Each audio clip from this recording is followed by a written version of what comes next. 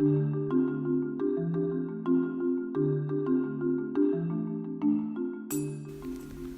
is a blurred line between what we see in real life and what we see through our screens.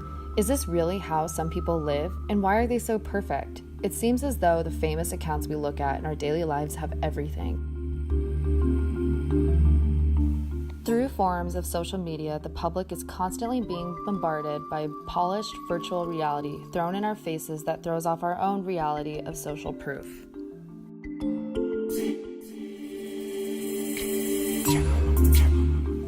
However, the hedonic treadmill is constantly ruining the satisfaction we seek through social media.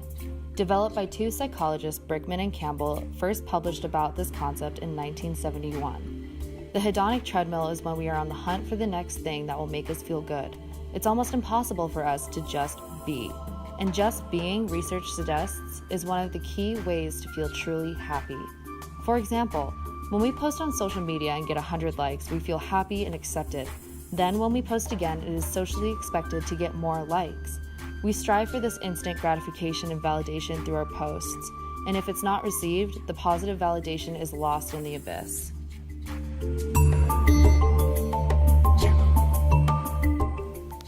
Social media is a platform for the most deceptive forms of reality, causing for question, what is reality and what is virtual reality? Black Mirror presents themes of performance and self-validation already. Coasting off these two themes, I present the next episode, MyFace.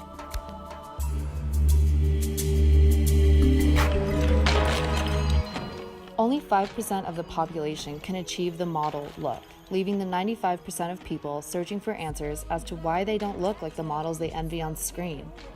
What if this could all be changed through forms of technology? As presented in earlier episodes, most of us will end up having the mass implant, where it displays information and affects social behaviors. There will now be a downloadable app to include in the mass implant called MyFace, using the combined technology of the forgotten social media website MySpace and Facetune. After the two companies drastically lose users and revenue, it becomes apparent that they need to make the newest, most revolutionary technology.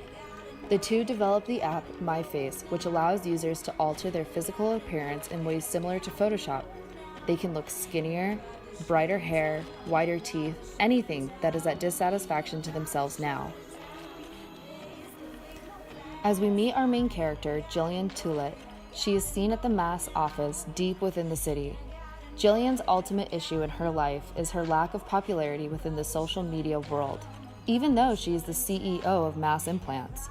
She can't gain any validation through her posts and is constantly editing her images.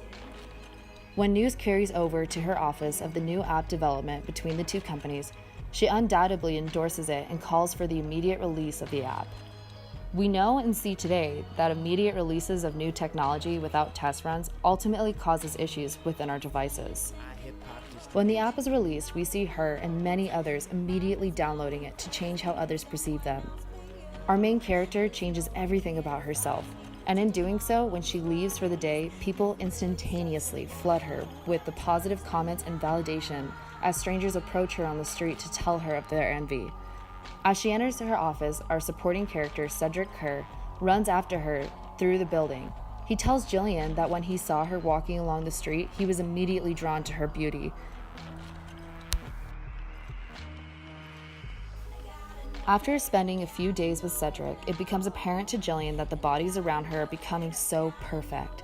Everyone in the city around her are quickly becoming their ideal self-images. As her worry and distress become intensified, the app is being downloaded by billions, slowing the technological function. The almost instantaneous downfall happens when the app developers call her to inform her of the technological issues beginning to intensify as she is at dinner with Cedric. Moving to a scene outside the restaurant, she is seen frantically trying to fix the issue herself. Because she could alter herself so much, her drive to work out and eat right was diminished, leading to her actual body changing dramatically. As she walks out, the restaurant is in chaos, as the app has not only begun to fail Gillian, but all the other downloaders. It is at this time that Cedric is revealed to be one of the only people who hasn't downloaded this app. Gillian's body begins to turn into reality, leaving her short-term happiness something of the past. In true Black Mirror fashion, she has not only lost her job for endorsing an app that ruined the software of Mass, but she's lost the man of her dreams and her ideal body image.